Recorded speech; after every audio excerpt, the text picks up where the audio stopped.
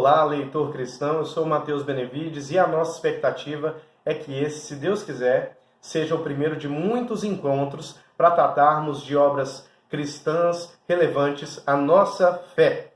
E a obra escolhida de hoje para iniciarmos é O Profeta Pródigo, de Timothy Keller, obra na qual ele encontra o centro temático do livro de Jonas, que para ele é Jonas e o mistério da misericórdia de Deus, e faz uma correlação do livro de Jonas, do personagem Jonas, com os personagens da parábola do filho pródigo.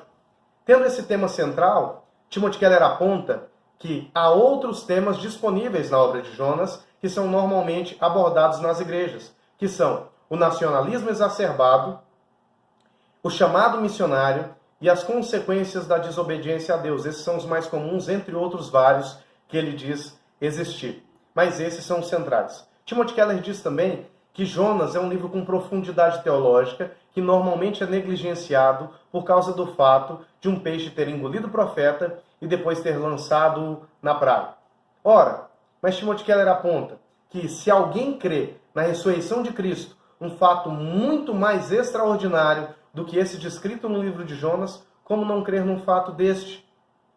Outro ponto que Timothy Keller ressalta é, no capítulo 1, que é possível fugir de Deus de duas maneiras. A primeira maneira de fugir de Deus é desobedecendo diligentemente, ou seja, deixando de observar a sua lei, o que chamamos de antinomianismo, a aversão às regras. Deixar de obedecer a Deus é a primeira maneira de fugir de Deus. É a maneira que o filho mais novo na parábola resolve seguir para fugir de Deus. Mas há a segunda maneira, obedecer a Deus, tentando conseguir crédito para controlar a relação com Ele. Ou seja, obedecer à lei de Deus para tentar conseguir crédito, milhagem espiritual, para negociar com Deus, barganhar com Deus, controlando a relação, também é fugir de Deus. É a opção que o filho mais velho na parábola do filho pródigo opta. Bom, Jonas duvida de Deus. E por que ele duvida de Deus? Porque para ele é inconcebível que o Deus de Israel, sendo bondoso e preocupado com Israel, se preocupe com o arrependimento de um povo pagão como os ninivitas, como o Império Assírio, que era um povo mau para Israel. Então Jonas, nacionalista, enxerga que há uma discordância, uma contradição entre o Deus que ele esperava e o Deus que o ordena ir a Nínive. Então, o Deus que a gente espera, às vezes, gera uma contradição com a vontade de Deus, do Deus verdadeiro. É por isso que Jonas fica em conflito. Ele duvida da boa vontade de Deus, o que é uma mentira. Deus tem boa vontade e se preocupa com o bem-estar do seu povo, mesmo que às vezes a compreensão não seja completa. Bom, e Timothy Keller continua no capítulo 2 falando sobre as tempestades do mundo. Ele diz que todo ato de desobediência a Deus tem uma tempestade vinculada a si.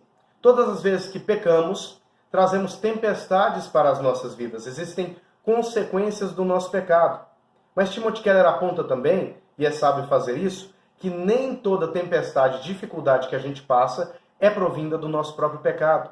Foi assim com Jó. As dificuldades vindas sobre a vida dele não eram provindas do seu pecado.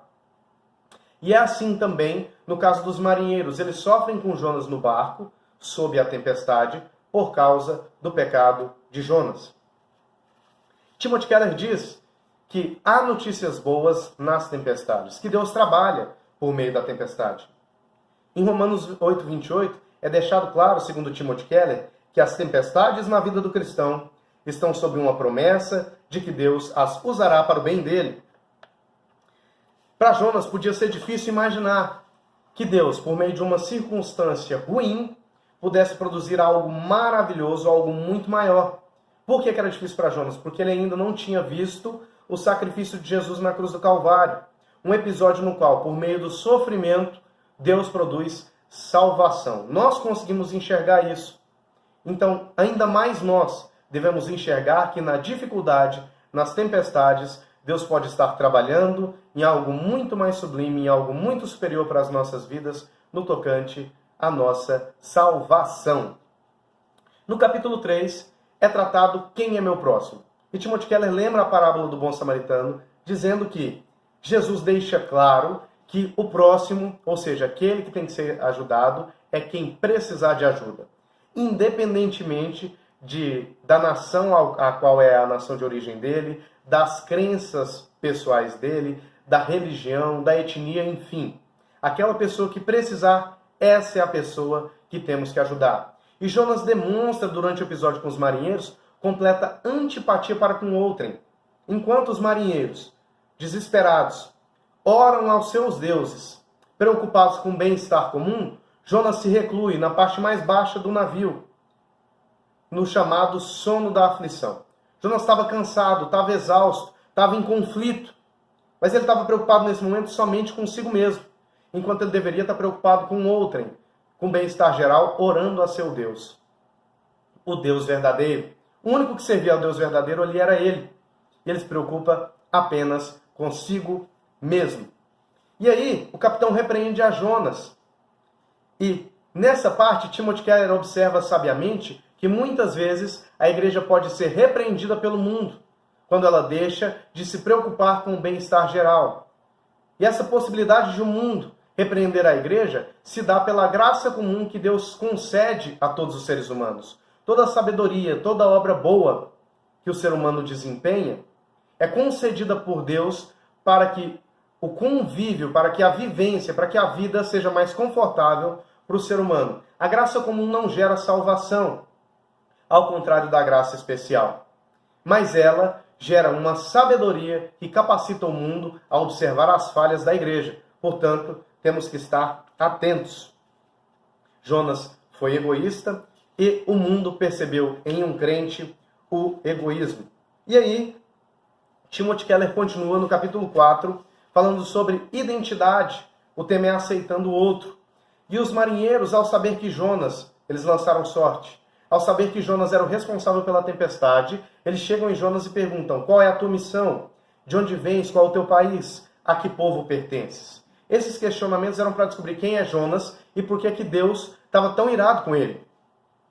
E Jonas poderia ter respondido na ordem, mas ele responde primeiro a última pergunta: a que povo pertences? Ele fala: eu sou hebreu. Isso mostra o que é mais fundamental na vida de Jonas. O fato de ele ser hebreu. A camada fundamental da identidade dele não é o fato de ele ser alguém crente em Deus. É o fato de ele ser hebreu. Há pessoas que desenvolvem a sua espiritualidade, a sua identidade fundamentada em outras coisas que não Deus. Isso gera frustração. Como Pedro, por exemplo, que fundamentava a sua identidade na coragem. Ele era o mais corajoso. Mas que no final do ministério de Cristo, ele falha com relação à sua coragem, se vê como um covarde e aí desmorona enquanto pessoa. É por isso que, para Timothy Keller, há pessoas que se declaram cristãs, mas que são racistas, que são egoístas, que são escravas do pecado, porque a identidade delas não está fundamentada em Jesus Cristo, está fundamentada nas suas próprias qualidades e no seu próprio mérito, o que é um equívoco. São identidades espiritualmente superficiais. E aí, no capítulo 5, Timothy Keller trata do padrão da substituição, do amor de Deus. Ele fala que o amor de Deus, por característica, é substitutivo, e que ele mostra isso em Jonas. Como? Jonas necessita ser lançado no mar. E aí, quando Jonas é lançado no mar, a fúria das águas se aplaca. A tempestade se acalma e cessa. O que isso significa? Jonas foi sacrificado para o bem-estar de alguns.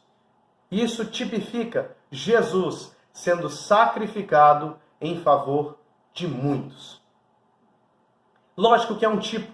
Jonas não morreu. Jesus Cristo morreu. Jonas não carregou sobre si os pecados de todos. Jonas estava ali sofrendo consequências do seu pecado. Mas é um tipo da salvação exercida pelo sacrifício de Jesus.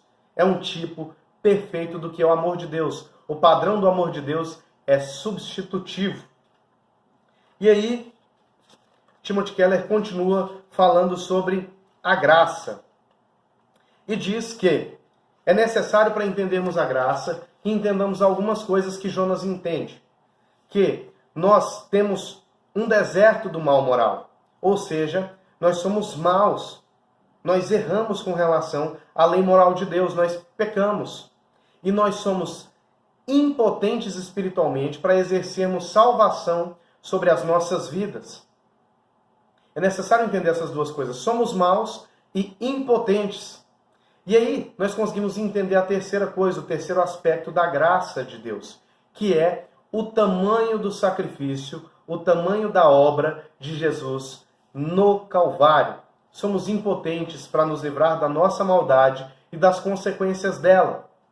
Mas Jesus Cristo se sacrifica no Calvário para que possamos usufruir da vida eterna. E Jonas, em determinado momento, compreende isso. Ele dá um brado, exclamando assim: a salvação vem do Senhor. E com isso ele reconhece que a salvação pertence toda ao Senhor. Não existe nada que possamos fazer. Nós somos impotentes espiritualmente. E aí vem a graça de Deus e nos salva. Portanto, a salvação vem do Senhor, ela pertence ao Senhor, conforme expõe Timothy Keller. E aí Timothy Keller deixa claro também que essa salvação é um processo, que Jonas ainda não está totalmente adequado à graça que vem ao encontro da sua vida, mas que ele começa a compreender a graça ali no ventre do peixe quando declara isso, de que ele não é capaz de romper com as prisões, com as cadeias nas quais ele se encontra, mas que Deus é capaz de fazê-lo. Independentemente da libertação acontecer ou não, Jonas louva a Deus. É necessário que glorifiquemos a Deus pela possibilidade da nossa salvação. Quero agradecer pela sua atenção, dizer que foi uma satisfação gigantesca e deixar um até breve. Até na próxima semana, onde outro vídeo com a segunda parte será colocado à sua disposição. Até mais!